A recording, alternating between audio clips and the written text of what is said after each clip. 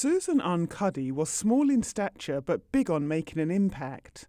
A Korean American, she succeeded in breaking down barriers at a time when the United States was rife with racial inequalities. She became the US Navy's first female gunnery officer during World War II, rose to the rank of lieutenant, and later went on to work for US Naval Intelligence, the Library of Congress, and the National Security Agency.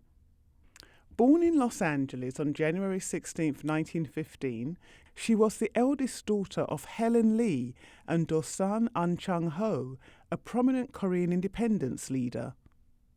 He was always in Shanghai, in China somewhere, working for the independence of Korea.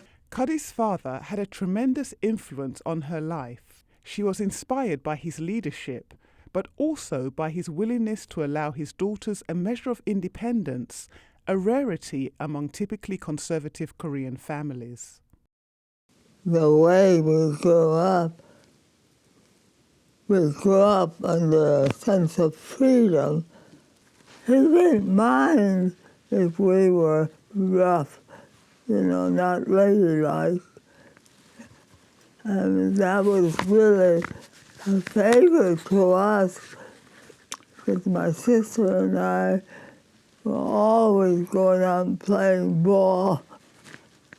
It was my mother's desire that I play baseball.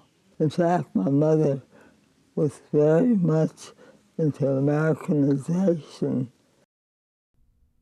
Despite objections from many Korean community members, Cuddy enlisted in the US Navy in 1942. It was one way to serve your family, country, and your own.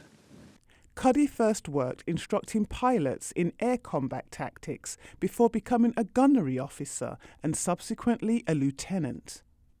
Later, she became the Naval Intelligence Liaison to the Library of Congress.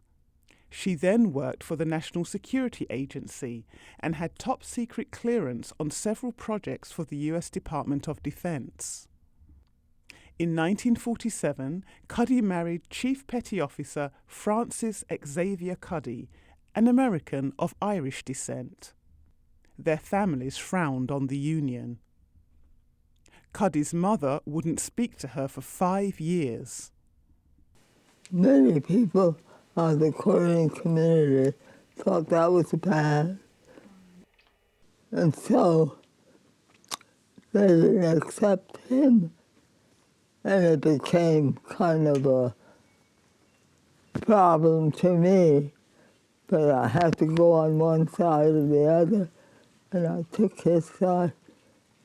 They had 2 children, Christine, an entertainment attorney, and Philip, who works in medical research. In 1959, Cuddy moved back to Los Angeles. She helped manage the family's Phil Arn's Moongate restaurant, a popular Cantonese eatery in Panorama City that closed in 1990. She also plunged into working to inspire and support LA's growing Korean-American community while preserving the stories of pioneer Korean immigrants. Mentoring young people became her passion. She helped instruct youths about community organizing, taught them about Korean history and the struggle for independence, and encouraged them to be whoever they wanted to be.